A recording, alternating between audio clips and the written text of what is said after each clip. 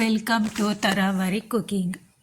ಇವತ್ತು ನೇಚರಲ್ಲಿ ಸಿಕ್ಕಿರುವಂಥ ಒಂದು ಅಣಬೆ ಮಶ್ರೂಮ್ ಕರಿಯನ್ನು ತೋರಿಸ್ತಾ ಇದ್ದೇನೆ. ಇದಕ್ಕೆ ಬೇರಣಬೆ ಅಂತಾರೆ, ನಾವು ಆಳ್ಕೊಮ್ಮು ಅಂತ ಹೇಳ್ತೇವೆ.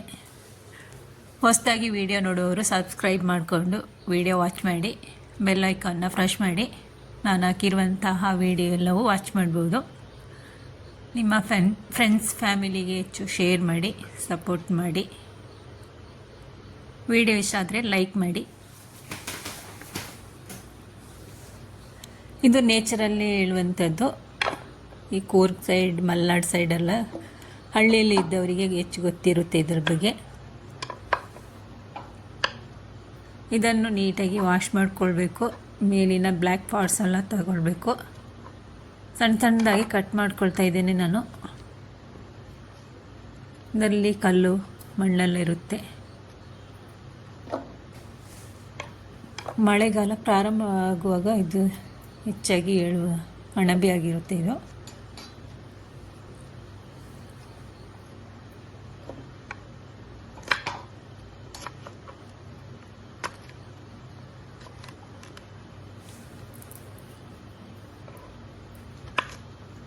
ನೀವು ಈ ರೀತಿ ಅಣಬೆ ಸಿಕ್ಕಿದರೆ ಈ ಥರ ಒಮ್ಮೆ ಕರಿ ಮಾಡಿ ನೋಡಿ.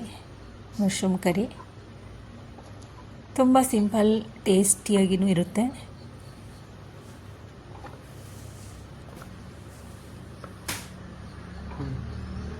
ಆರೋಗ್ಯಕ್ಕೂ ಒಳ್ಳೆಯದೇ ಮಶ್ರೂಮ್ ತಿಂದರೆ.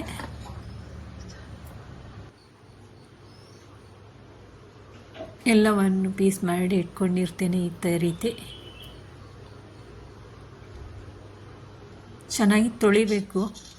ತೊಳೆದಾದ ನಂತರ ಈ ರೀತಿ ಒಂದು ಬಾಣಲೆ ಬಿಸಿಗಿಟ್ಟು ಅದಕ್ಕೆ ಕುಕ್ಕಿಂಗ್ ಆಯಿಲನ್ನು ಹಾಕ್ತಿದ್ದೇನೆ. ಬಿಸಿಯಾದ ನಂತರ ಇದಕ್ಕೆ ಸಾಸಿವೆಯನ್ನು ಸಹ ಹಾಕ್ತಿದ್ದೇನೆ.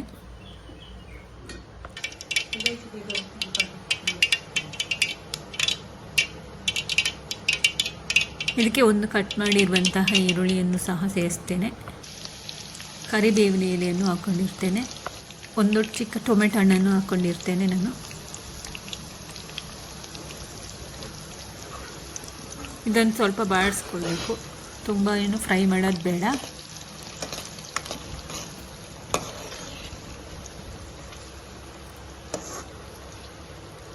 ಈರುಳ್ಳಿದು ಹಸಿ ವಾಸನೆ ಹೋದರೆ ಸಾಕಾಗುತ್ತೆ.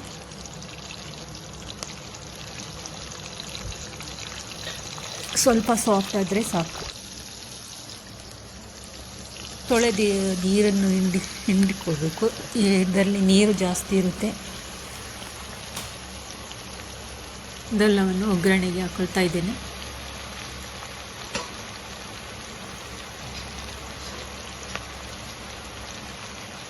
ಎಣ್ಣೆಯಲ್ಲೇ ಸ್ವಲ್ಪ ಹೊತ್ತು ಬಿಸಿ ಮಾಡಿಕೊಳ್ಬೇಕು. ನೀರೇನು ಸೇರಿಸೋದು ಬೇಡ ಈ ಅಣಬೆಗೆ.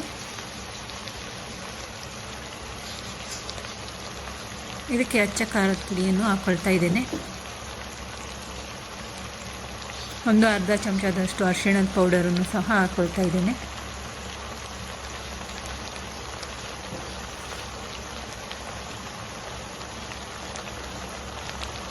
ರುಚಿಗೆ ತಕ್ಕಷ್ಟು ಉಪ್ಪನ್ನು ಸಹ ಹಾಕ್ಕೊಳ್ತಾ ಇದ್ದೇನೆ.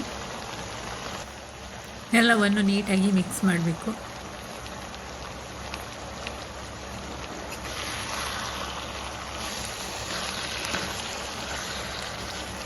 ಲಿಡ್ ಕ್ಲೋಸ್ ಮಾಡಿ ಬೇಯಿಸಿ. ಮಧ್ಯಮ ಉರಿಯಲ್ಲಿಟ್ಟು ಬೇಯಿಸ್ಕೊಳ್ಳಿ. ಹೈ ಫ್ಲೇಮಲ್ಲಿಟ್ಟರೆ ಸೀದೋಗುತ್ತೆ. ನೀರು ಹಾಕಲಿಲ್ವಲ್ಲ ಅದಕ್ಕೆ. ಈ ಮಸಾಲೆಗೆ ತೆಂಗಿನಕಾಯಿ ಪೀಸಸ್ಸನ್ನು ಹಾಕ್ಕೊಂಡಿದ್ದೇನೆ ಮಿಕ್ಸಿ ಜಾರಿಗೆ. ಒಂದು ಟೊಮೆಟೊ ಹಣ್ಣನ್ನು ಹಾಕ್ಕೊಂಡಿರ್ತೇನೆ. ಒಂದು ಚಿಕ್ಕ ಈರುಳ್ಳಿಯನ್ನು ಸಹ ಸೇರಿಸ್ಕೊಂಡಿದ್ದೇನೆ. ಶುಂಠಿಯನ್ನು ಹಾಕ್ಕೊಂಡಿರ್ತೇನೆ, ಒಂದು 1-2 ಇಂಚಷ್ಟು. ಲವಂಗ, ಚಕ್ಕೆ, ಜೀರಿಗೆ ಎಲ್ಲವನ್ನು ಹಾಕ್ಕೊಂಡಿರ್ತೇನೆ.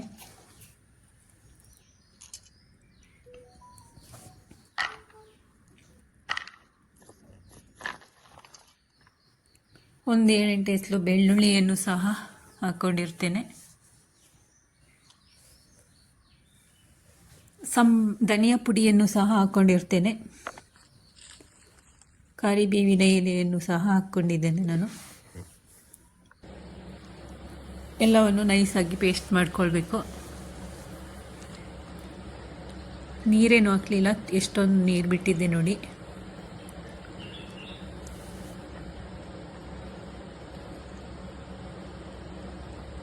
ಚೆನ್ನಾಗಿ ಬೆಂದ ನಂತರ ಮಸಾಲೆ ರುಬ್ಬಿರುವಂಥ ಮಸಾಲೆಗಳನ್ನೆಲ್ಲ ಆ್ಯಡ್ ಮಾಡಬೇಕು.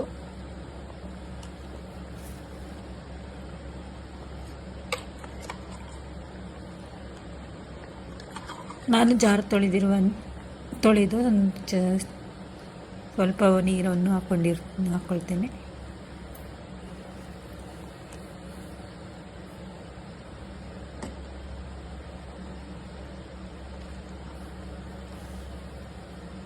ಒಂದು 10-15 ನಿಮಿಷ ಕುದಿಯಕ್ಕೆ ಇಡಬೇಕು, ಬೇಯಬೇಕು ಚೆನ್ನಾಗಿ.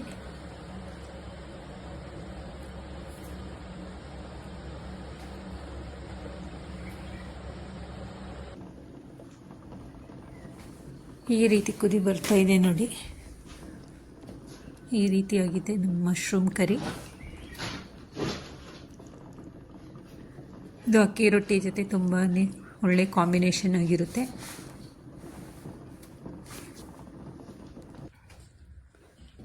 ನೀವು ಒಮ್ಮೆ ಸಿಕ್ಕಿದರೆ ಈ ಥರ ಕರಿ ಮಾಡಿ ಟ್ರೈ ಮಾಡಿ.